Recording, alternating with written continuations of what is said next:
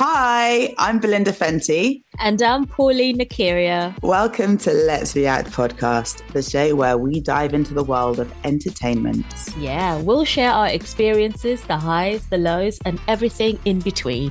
Join us every week as we bring you stories, industry insights, and captivating conversation. Let's React podcast, where the spotlight shines on our stories and the magic of Black British talent.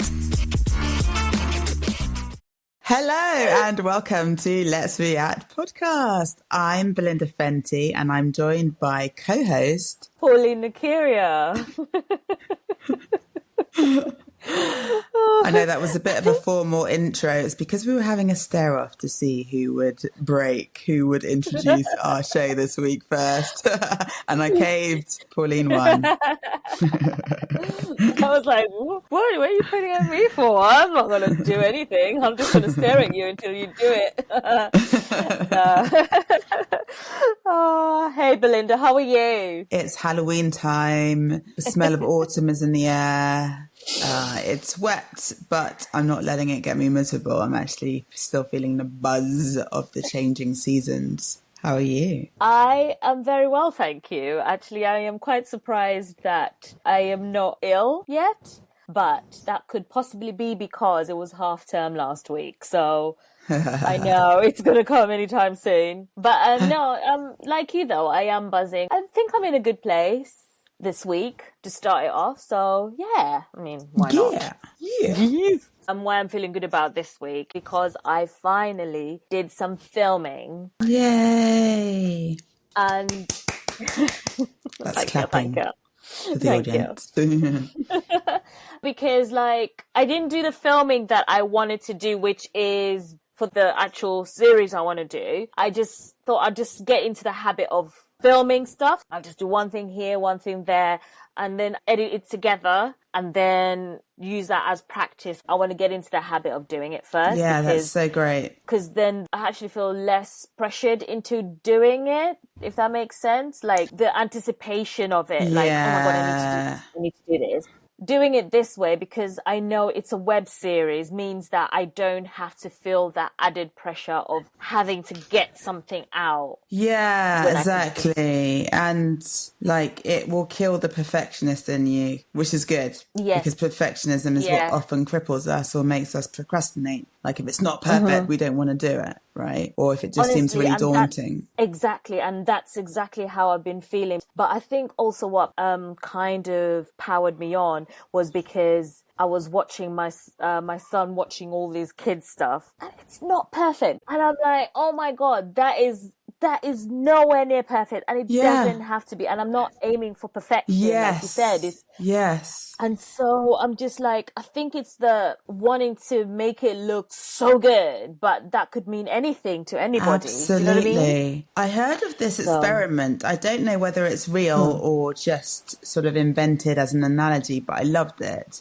And apparently it was that a college teacher said to their pottery students, okay, so half of the group, your challenge is to make the perfect pot. And you can submit one pot, and it just has to be the perfect pot. And that's how you're going to be graded. The other half were told you have to make as many pots as possible, and you're going to be graded by how many you make. And so, if you imagine which group do you think were feeling more fulfilled, which group do you think are likely to be more creative, or to do something a bit different, or to expand their ideas, and which group are going to get better at their craft. It's the doers, right? Yeah. So it sounds similar to you in a way with your web series, just getting on and making a bit, doing one part, and going back, doing the next bit, just the doing of it rather than waiting for it to be perfect. And then getting into the habit of it. So. Yeah, I'm so excited. When we talk about I Am Light, the short film, what up, by the way, we're going to be at a Rich Mix on the 15th of November. Bum, bum, bum, bum. Yeah, shorts on tap. Shout out. We can't wait to see it. Get Very the exciting. Vibes. Get the vibes, The vibes. Yes, fam. But what about you? What have you been doing artistry-wise? Do you know me with my 2 workshops? So that equates to about 8 hours of creating. Wow. Yeah, 6 to 8 hours depending. So I always have that as my lubricant, as my joy, as my base. Yeah, I've also got a group of actor writers who are pure joy, and we are potentially writing an anthology. So I have sessions with them too. It's early stages, but the whole concept's very exciting and top secret. I found self-tapes to be very quiet at the moment. Yeah. I think it's probably because everyone is also now resetting to whatever's happening with Hollywood. In terms of commercials, Christmas ones are probably starting soon. I'm starting to see a lot more activity. Yeah, I usually get some Christmas commercials in. Maybe it's delayed, or I don't know. Maybe they've skipped me this year. Who knows? Yeah. No, I'm sure they haven't, love. I'm sure they're just like, oh, what's the schedule like? So no, it's going to happen. Yeah. For today's episode, though, we wanted to talk about memberships and casting platforms, basically. Where I'd say the similarity could possibly be like Indeed, Read, Total Jobs, where you find jobs posted up and then you apply to these jobs and then, whether you get it. So the interview is like the audition, basically. Yeah. So the major difference being that Indeed is free, right? Yes. A lot of them are free.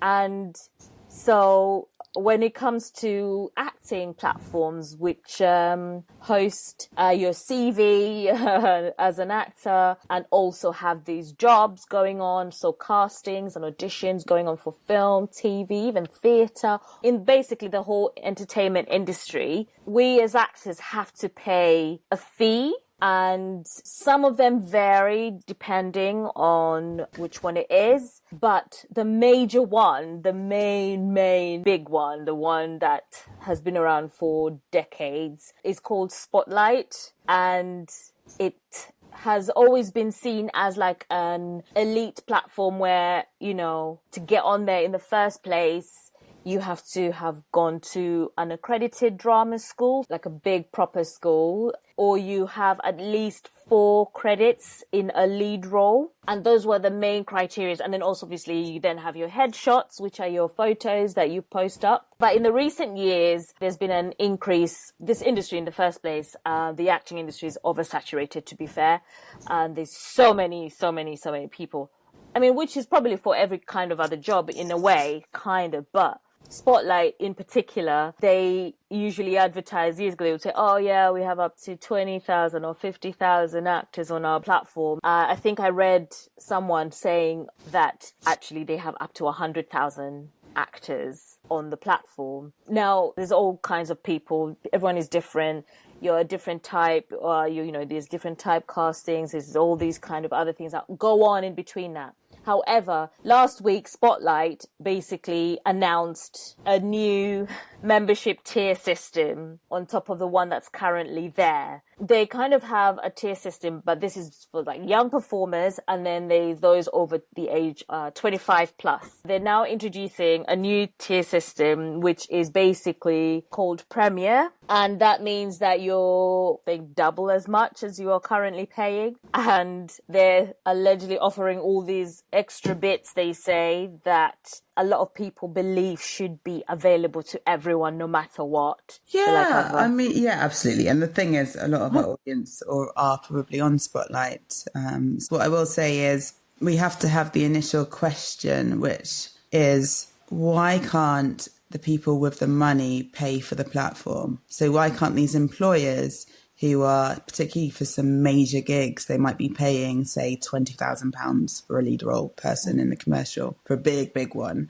So you have all these companies who use the platform. Why is it not enough to come from them? I don't know whether they pay any fee at all, but usually that's the way it works with businesses. You've got a budget to find people, to employ people. I know it's a little bit different in acting, but it's kind of the same. So why do we have to pay at all is a fundamental question. But, they might turn around and say, yeah, it's not enough. Actually, hosting fees, blah, blah, blah. We're a business, blah, blah, blah.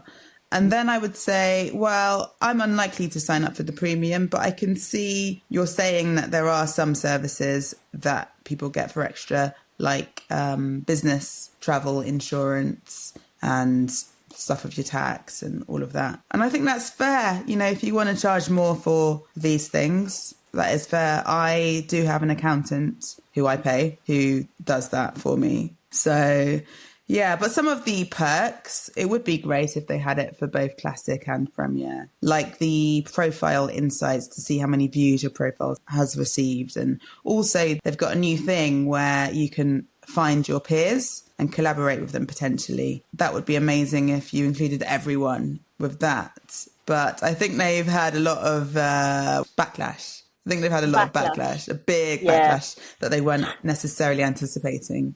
So they have said that they're reviewing stuff and who knows what will change. I don't know. I think in general, what we're hearing in the anger is that a lot of actors are feeling overwhelmed because we don't make enough money to live. A lot of us don't have mortgages and things like that because we have no financial security. We don't have business pensions. We don't have holiday pay. We don't have sick pay. So our finances are really stripped. You've seen the strikes that were happening a few months ago. And so this additional tier of membership with a higher fee is just provoking us because we want more money. Because we're struggling already. Yeah. I saw the equity statement as well. So the equity statement on X, formerly known as Twitter, was which is still called Twitter. Yeah, exactly. A message for equity members. We share the frustration of many members at Spotlight tiered membership. We recommend no equity member takes out Premier membership until we understand the reasons for the change, and Council has discussed casting policy this November. So they're not going to be getting many equity members signing up. Yeah, I just remembered, I think my agent said something about that. Yeah.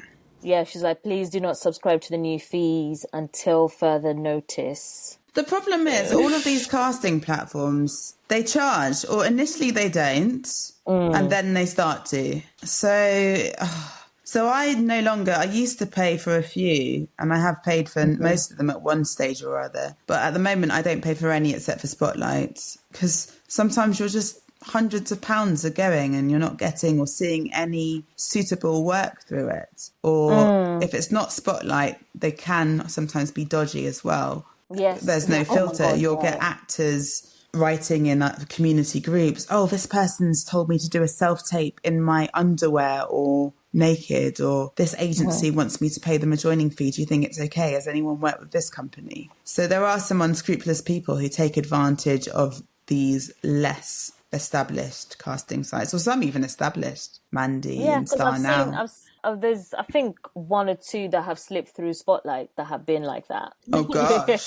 They're just randomly, and they're taken down as soon as possible. But you do get sometimes very sleazy people that come through. Like you said, I want to do like a film where you're just in your underwear and I'm just the only crew member because due to privacy or whatever. And you're like... Yeah. And I feel so sad because a lot of actors, particularly when they're just starting out and young, they don't realise what's appropriate and what's not appropriate. So you might get, say, an 18-year-old who's just started keen, getting on all the platforms, wants all the auditions, gets promised the world, who unfortunately might get sucked in, but hopefully not. Yeah.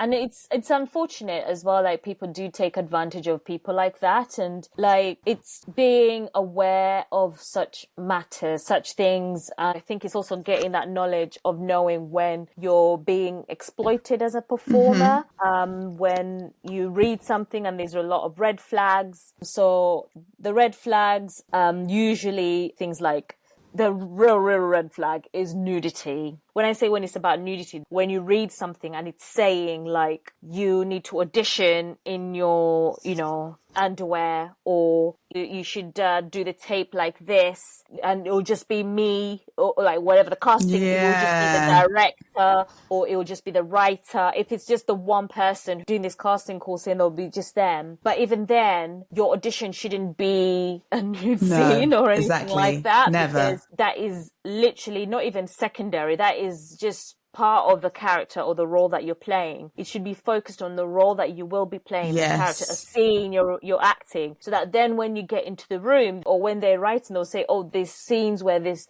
nudity and things like that. Yes. You need to be comfortable with. And they will have an intimacy coordinator as well. Yes. If they're legit. Yes. Yeah. And then, so yeah, that's one of the major ones, is that they're asking you to do something in the nude or, in underwear at the audition, not even getting you to act.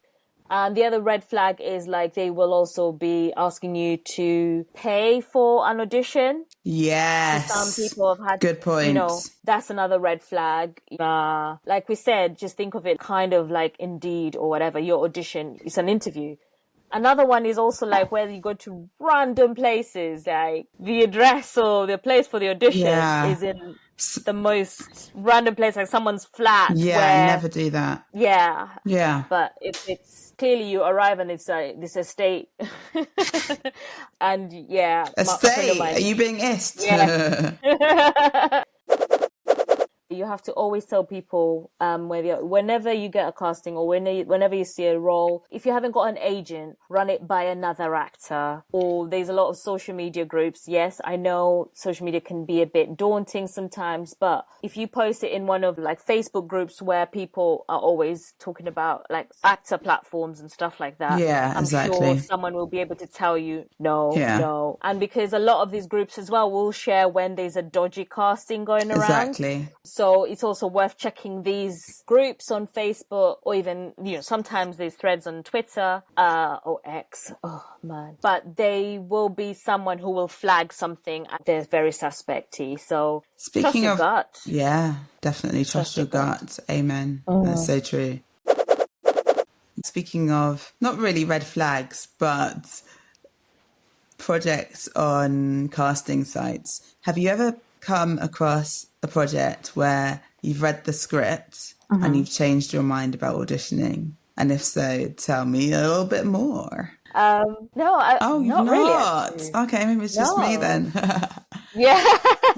To be fair, I have been fortunate enough that I haven't had a lot of red flags on even one show that I did where I was stuck in a box. So yeah, go on, tell us. Go on. For me, there's been a few, not a lot, but sometimes it will be that I've read the script and I remember one occasion where the female role was just so reductive, and it wasn't, in my opinion, acting. It was just something that was going to propagate a sexist stereotype, The woman had no real purpose apart from to sort of, like, no purpose within the story. It would have failed the Bechdel test. Oh, is that what it's called?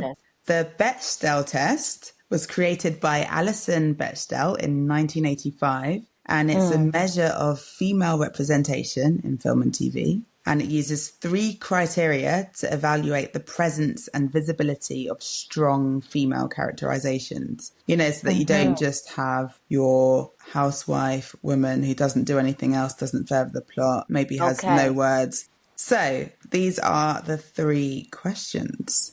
Are there at least 2 named female characters? So, not just mum, wife, woman. Child. Yeah. Do they speak to each other? Which is quite interesting. It ups it a level if you do have women speaking to each other, right? Do they speak to each other about something other than male love interest? So those are the 3 questions. So the whole aim is to try and redress gender imbalance in TV and film. So these roles that add nothing to the world. Yeah, so I have had some projects where I thought, nah, not for me. I think there was 1 or maybe 2 where the writing was just awful. And so I couldn't. So I had to make up an excuse just because I was like, oh my goodness, wow. So I think I said I was doing another project or something. Sorry, not your script is. Your script is a shambles. Good save. Oh man, yeah, but it's good you made that call though, that you just went, no. No. Actually, now that you've said that, I think the only other time I feel like this script wasn't developed enough though, until you actually sat down and read the script with everyone else, that you just went, how is that gonna work? And then it doesn't work throughout the rehearsal at all. And you also have an inexperienced director. That thing when they say the script can be shambles? Yeah. Yes. I'm glad to have helped out today. Yeah, when the script can be a shambles, but the actors are amazing, yes. Right? And so you kind of forget about the script, even the story. You're like, wow, that performance is amazing. And then sometimes, then it's the opposite, where you get an amazing script. Usually I look at the director who was in charge of that project, because when the script is not bad, it's all right, and the director isn't experienced, it could be even experienced, but they just probably don't even care. They could be doing the project just because. That's when the director is terrible or not working with the actors. That's when it always goes to pot. And I have had a couple of those. And I think on one occasion I had to go to another director and ask them for their help. And they stepped in. Wow. And another time the director was the producer. So it was not possible to do anything. And so you just had to work with your fellow actors and just figure it out, basically. Yeah, that was painful. That was really painful. But maybe also it's been like where the other actors that you're working with, they're not on the ball. Yeah, sometimes all of what you're saying, and sometimes the worst thing is on these casting platforms, sometimes you're not paid and you're doing something that's unpaid because you're like, oh, that looks interesting, or it is good, or the director is good, or wow, this could be exciting, it could be an opportunity. But I've worked on quite a few projects that I've never seen and never actually end up materializing in the end. So that is one of the problems of these additional casting sites. Yeah, have you not had that? Yeah, I've had a job where we've done the project, everything and all that jazz, all of it done. Yeah. And it's never seen the light of day. Yeah. Yeah, I've done one. Yeah, I've done too many of those. Oh, okay. Yeah. Well, maybe I don't know. Yeah. Too many. 10. Exactly. Oh, yeah, that's horrible. That's always worse. I think that's the horrible part of when you do a project and then it doesn't see the light of day. And it sounded like a great project. You're all excited. And the thing is as well, people were professional. Everyone was on the ball. Everything was going. And then, and I even asked, was it funding? Was it this? What was it? How could we make this happen? And I never get a response. And it's sad. And then you meet the other actors that you were in with it. And they're like, oh yeah, you're right. It's such a gamble. This is what us actors go through. We bleed blood into our projects and sometimes get nothing in return. Nothing. Yeah. There we go. So I think, but you're right though. Even just thinking about the crew side, the crew jobs that are advertised, when they come up, some sites is free. You can access all the jobs that are there and apply. I think it's Talent Manager, and that one you can connect to other people who are on the site, and you can recommend a job to someone else. And you can also see who's seen your profile. But the thing who's seen your profile and being one of the first people to see a job when it comes up straight away is like $6.99 a month. Yeah. But and you can just update your CV, upload it. I think it's the same thing, like you can add photos. But so they're offering a bit more really as well, aren't they? It's a bit like LinkedIn. In terms of you got a scope for networking and it becomes a bit more than a job hosting platform. I don't personally pay for LinkedIn, but I know lots of people do. I don't either. Yeah. I suppose with Spotlight, what happened was that they'd had all these discussions from people, all these things from people, and they were talking about how expensive it is. So what more can they offer for that amount of money that people are paying for that membership on the platform to host their CV? And then they come back with this. It was kind of like a bit tone deaf in a way. Yes, I get that they're offering some of these things. If you're a member of Equity, they give that to you. Now, if they're saying like the benefits that you get for, like, for example, like the 24-hour mental health helpline on the Premier membership, but what about those who are just not able to afford that Premier? They're just struggling to pay their bills. They're struggling to do all these things because remember, 98% of actors don't earn a living from their craft. So basically that means that they're just trying to already pay for this platform, and then to access the extra support that they will need is just basically non-existent. So it's sad. I hope Equity, which is the union here in the UK for actors, performers and stuff like that. Which of course you need to pay for to join. Pay.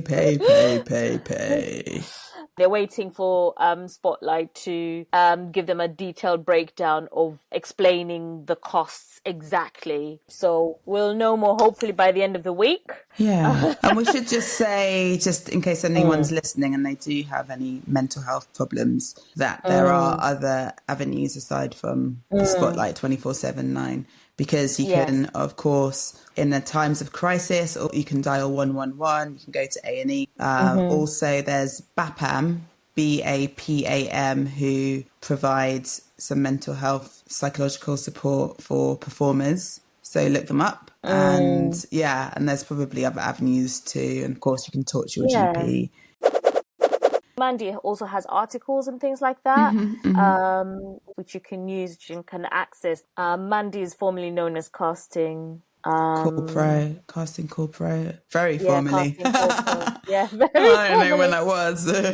They joined up with Backstage. I wouldn't know. I'm a spring chicken. Yeah. They joined up with Backstage. Yeah, which is actually really annoying again, by the way.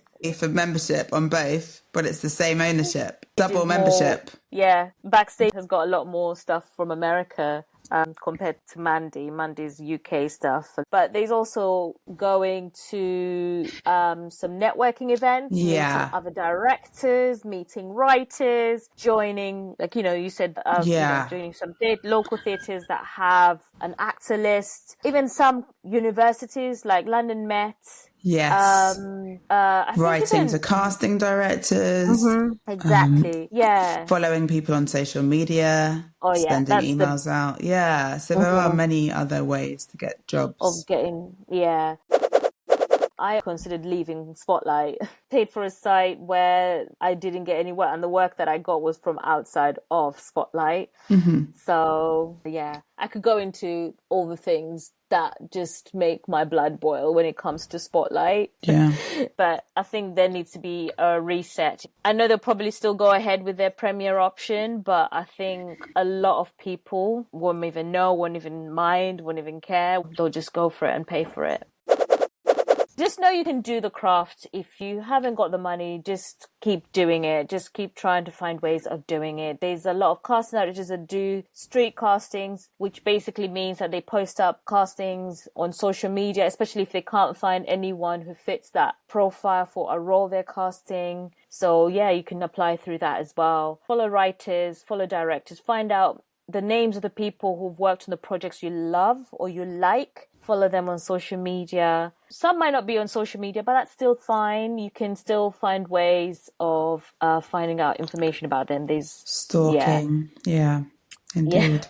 I was just going to say, just go on Facebook. I'm sure you'll find someone somewhere. But just keep looking. Always meet the people you want to work with too. But there's different networks out there that offer a service where you can meet people. Like, some of them you pay, some of them you don't. It varies, but don't feel like you have to pay for something if you can't afford it. Yeah. Because Perfect. That's not the way to go. For sure.